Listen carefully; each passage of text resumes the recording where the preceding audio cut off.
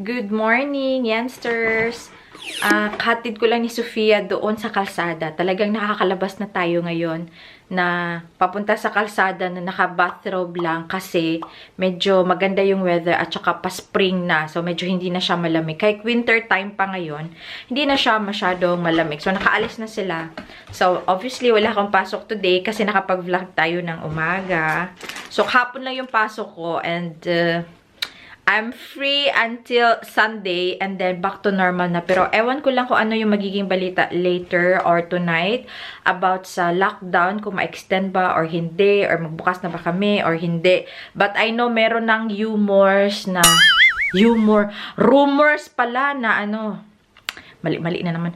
Rumors na para extended kami. So, to be, talaga, yung parang ma-finalize and to be parang legit din naman. Para talagang totoo na yun ang mangyayari is antayin natin yung balita mamaya.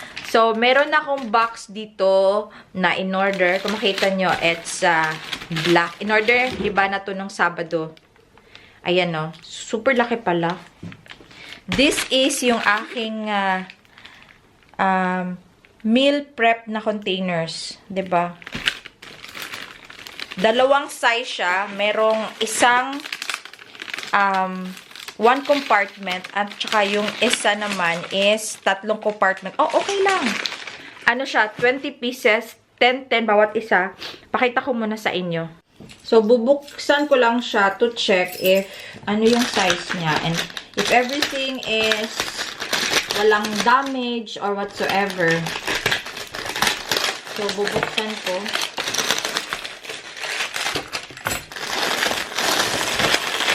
So, yan yung spoon at saka fork na kasama.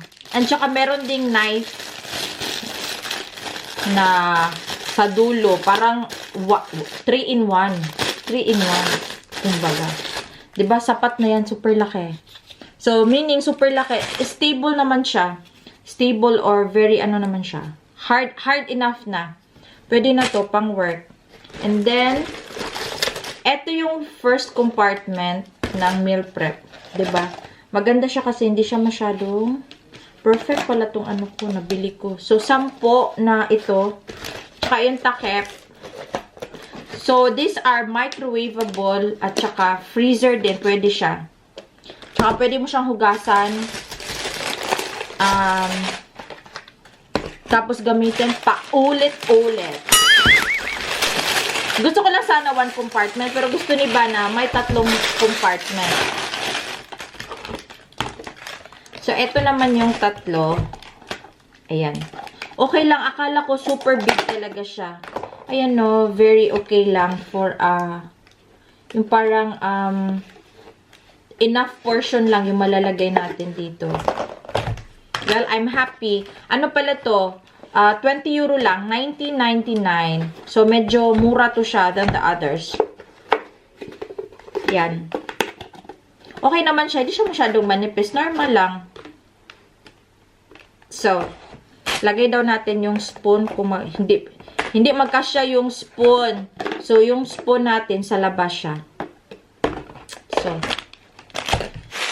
magluluto tayo ng ng meal prep. Tignan ko kung ano yung ma-prepare ko mamaya.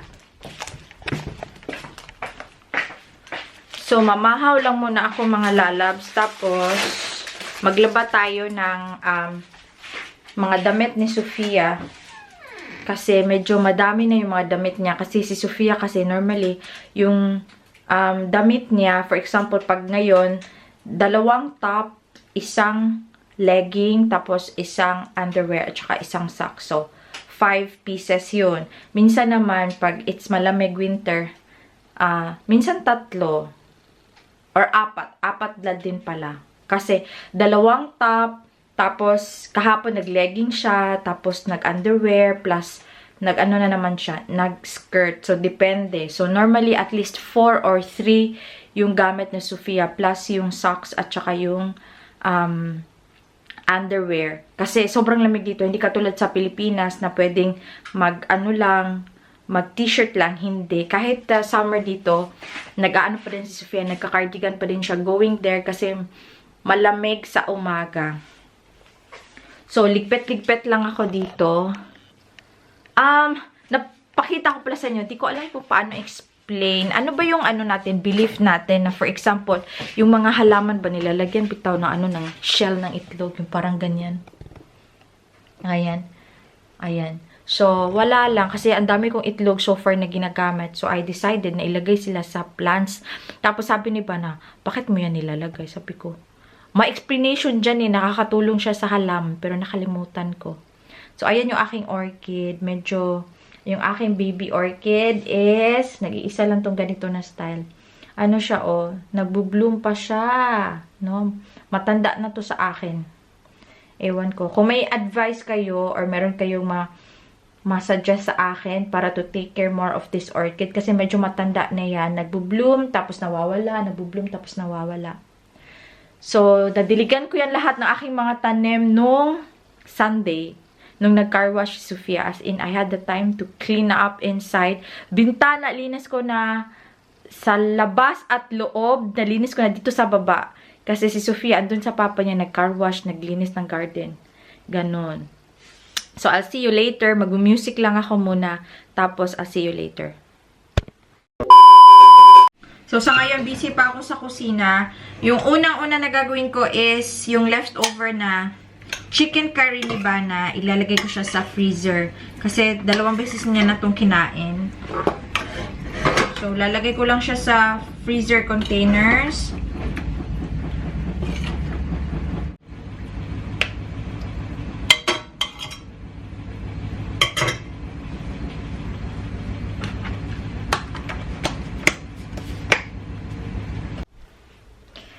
Ang sakit nandito ko, 2 days na to siya. Nilalagyan ko siya ngayon ng salumpas.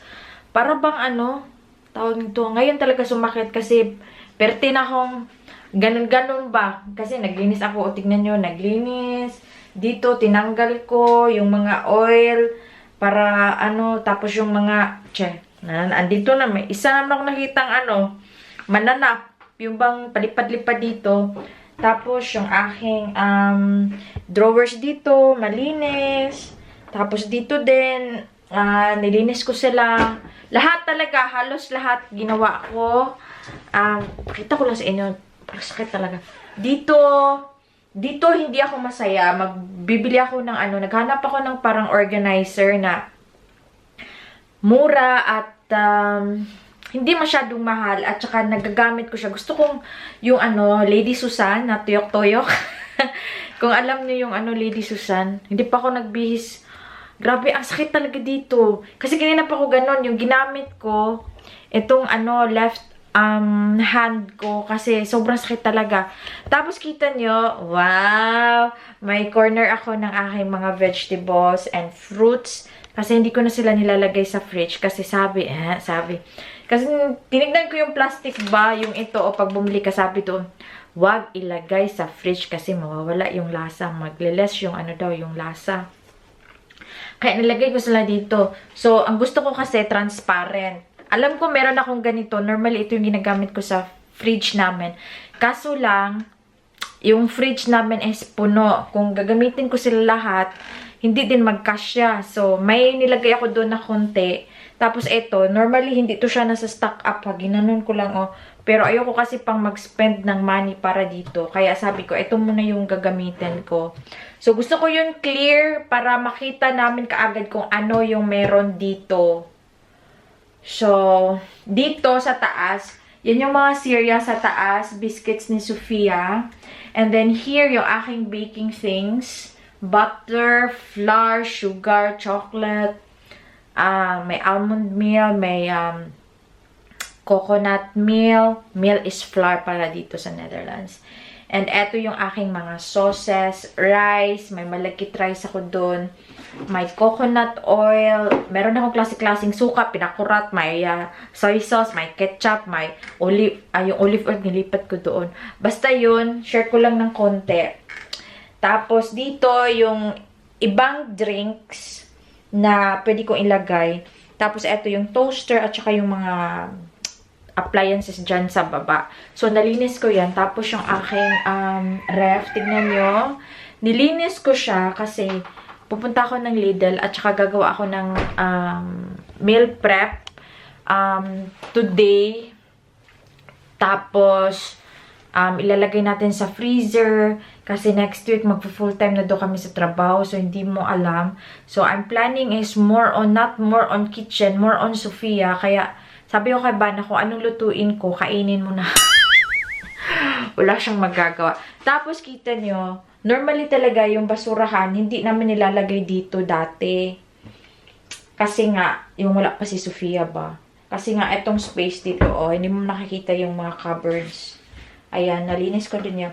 Yung dito na side, nilalagay ko is yung mga plastic containers, mga tins. Kasi pag si Sofia, bubuksan yan. Bungkag, lapinig, pag andyan si Sofia. Tapos, ito yung garbage can. And then, dito banda is yung mga bote na nababasag. So, nilagay ko sila dito. Tinabunan ko para hindi abutan ba ni Sofia. Tapos, tignan nyo. Marami kaming medyo plan dito. Ayan yung aking basurahan. Ayan. Yung paper at saka plastic metal. No? Nilabas ko sila at the moment. Kasi medyo magaganda na naman yung yung weather. So, sakit talaga. Gusto ko magpahilot. Kaso lang, nawawala din naman to. Pero medyo kailangan. Sabi nga ni Bana, kumusta daw yung shoulders ko? Sabi niya, baka daw lagnatin ako. Di naman ako ganun type. Di naman ako agad-agad na nilalagnan. So, nilagay ko lang dito yung aking olive oil at saka yung aking pepper at salt. Kasi ito siya, hindi siya magkasya doon sa drawer. Drawer, cabinet pala, drawer. So, ayan. And then, dito, lilinisin ko pa yan kasi dito din yung iPad. Diyan ako nanonood ng mga vlogs ng mga friends na hindi ako nagko-comment kasi wala na akong time, nagkuskus ako. Tapos dito, makita nyo, nuts, and then biscuits dyan. Dito yung mga things ni Sofia, tsaka yung aming tinapay. Wala kaming masyadong tinapay kasi sabi ko kay Bana, we will eat kung ano yung meron tayo dito para hindi masayang. Kasi panay tapon lang ng tapon. Tapon lang ng tapon, di ba? Ang bad. So, ngayon, nag-order pala ako sa isang website na very cheap here sa Netherlands.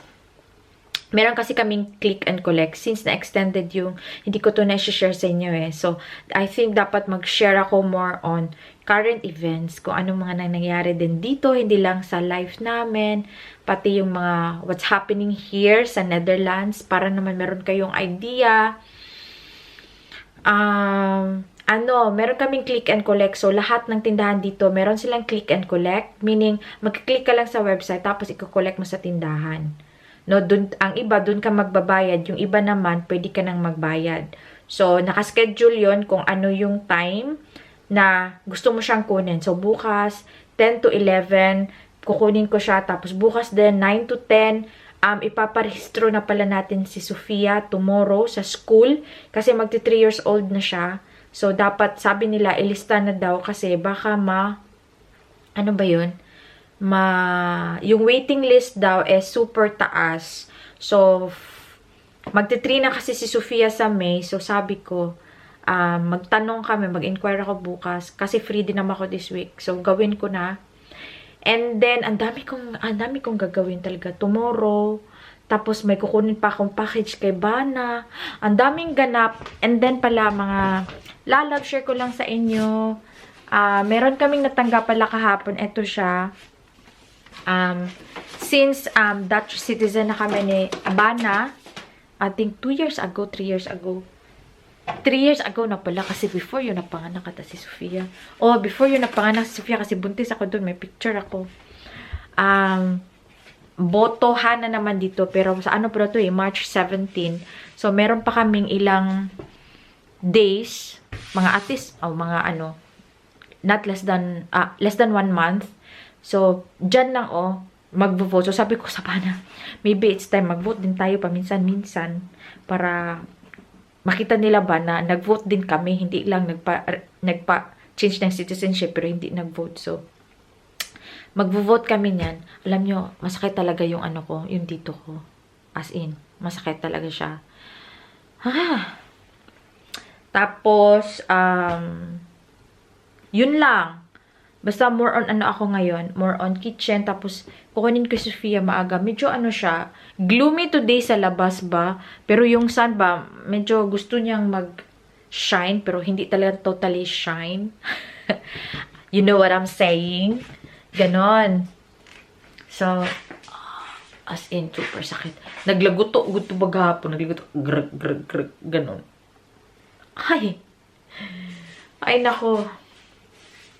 So, yun lang mga lalabs. Medyo I'm happy na medyo na linis-linis ng konti. Kasi, kagabi pa ako talaga yung meal prep ba. Ilang araw na talaga nasa isip ko kasi nintay ko yung mga lalagyan. Kasi sabi na ba na wag yung Chinese na mga lalagyan daw. Ayaw niya. So, bubili ako ng bago. Gastos na naman. So, pero once mo lang yan bibilhin, diba? So, medyo sabi niya, wag yung mga Chinese na mga Tupperwares na nakukuha daw namin. So, kaya bumili ako ng bago. So, palagi nasa isip ko, kanina madaling araw, nagising ako alas 3, umihi. Tapos, hanggang alas 5, natulog ako. Tapos, nanood lang ako ng yung mga meal prep, mga ideas, kung ano yung mga lulutuin ko. Kasi iba, diba? Kasi yung asawa ko, may foreigner. Pero pag Filipino lang siguro yung partner mo, mas madali lang sigurong gawa ng meal prep. Kasi same lang kayong dalawa nakakainin.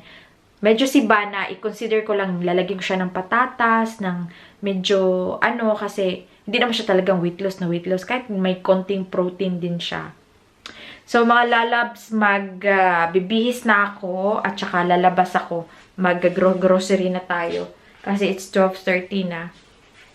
So, ang challenge ko now is, gagawa ako ng meal prep. Meron akong isda, chicken, at saka yung aking shrimp para mamaya lutuin ko na. Tapos meron lang akong broccoli, cauliflower, bell pepper, string beans, at saka itong minced na baboy. Para tignan, i-mix and match ko lang siya. Challenge ko talaga kasi first time ko to, 'di ba? Ang daming nasa isip ko pero hindi ko alam kung saan ako mag-start. So tignan ko na lang kung saan ako dito. Saan ako matatapos. Kung ano yung magiging kalabasan ng aking meal prep.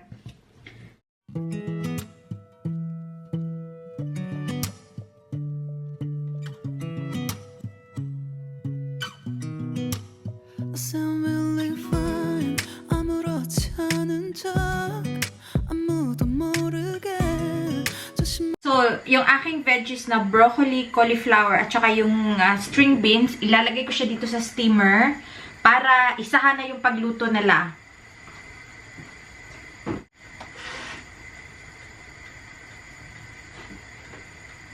So, around 10 to 15 minutes, depende. Titignan ko lang kasi first time ko din siyang gamitin.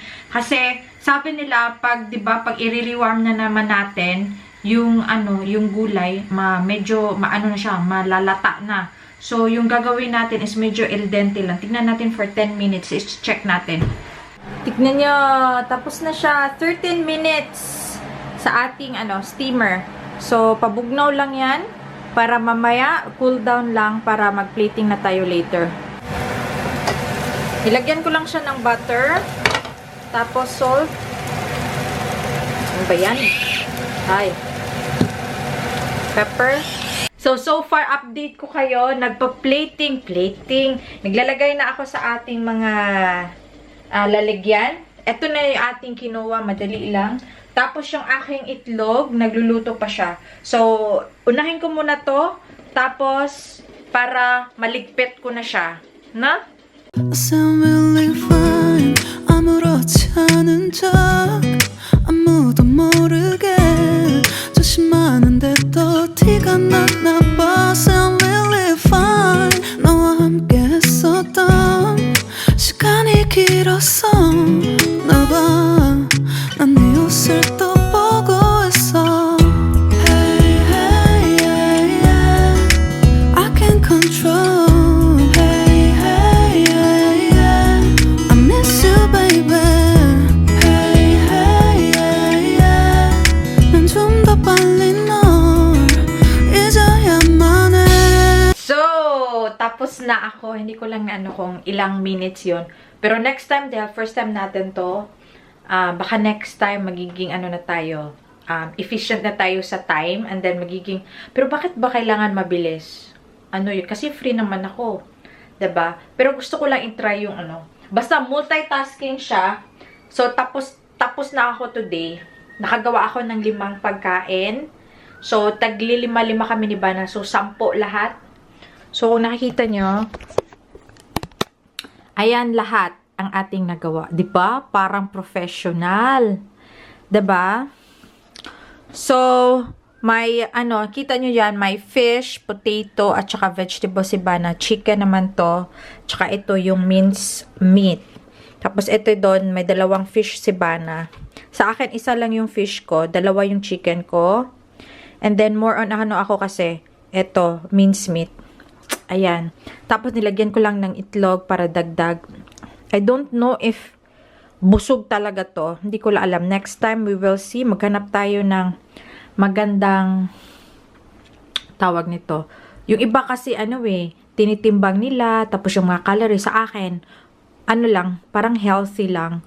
Pero wala kasing rice, kaya ba na always may potatoes yan. So, I'm so happy. A few moments later. Sophia, hum. Na?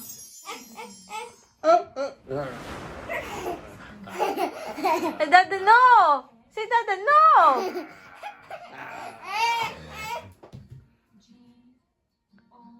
This is art.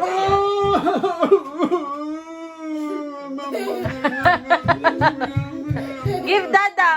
Give Dada! 갑자기 내게 나타나준 너. 난 아무 말도 할 수가 없었지.